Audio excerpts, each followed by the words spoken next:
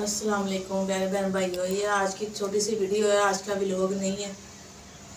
तो ये अचानक से फ़ोन आ गया, मेरी कह रहा पप्पा जी फोत हो गए गुजरावाला में।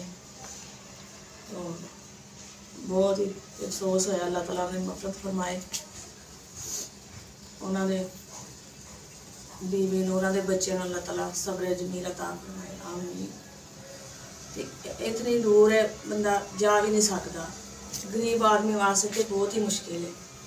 हम ये सोचते पे हैं भी इन्ना दूर है, किराए भी इन्ने लगते हैं, तो बंदा जावे तो किवें जावे, तो ना जान तो बगैर गुजारा नहीं है। क्योंकि मेरे सुसर सी वो जिंदा सी, वो चल जाते सी, पर सानू कोई परेशानी नहीं सी, वड्डे क्योंकि है सी वड्डे चल जाते सी, बच्चों को परेशानी नहीं सी। हुण वो नहीं है, तो हुण नदीम ने ते या मेरे भी नंद है वड्डी, ये दोवें घर च वड्डे ने।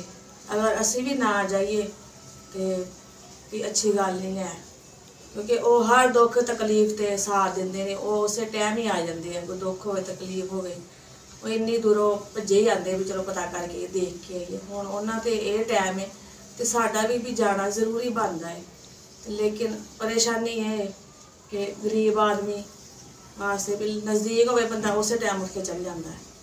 तो हुण ये सोचते पे हैं कि पैसे भी कोल कोई नहीं, तो जाना भी जरूरी है, क्योंकि अब उन्होंने होंदे तो चल जाते, तो हुण उन्होंने जगह ते असी लाजमी जाना है। तो परेशानी है भी हुण जावे तो बंदा जावे किवें, उदों दी नदीम परेशान होए ने, हुण बाहर नूं गए ने, तो वो सोचते पे भी हुण मैं किवें जावां, किवें की करिए। बहुत दुख होया सुन के इन्हां दा बहुत ही। अल्लाह ताला उन्होंने बच्चों नूं, उन्होंने बेटियां नूं, बेटियां नूं, साड़ी बुप्पी नूं अल्लाह ताला सबर जमील अता करे, उन्होंने अल्लाह ताला जन्नत जगह देवे आमीन।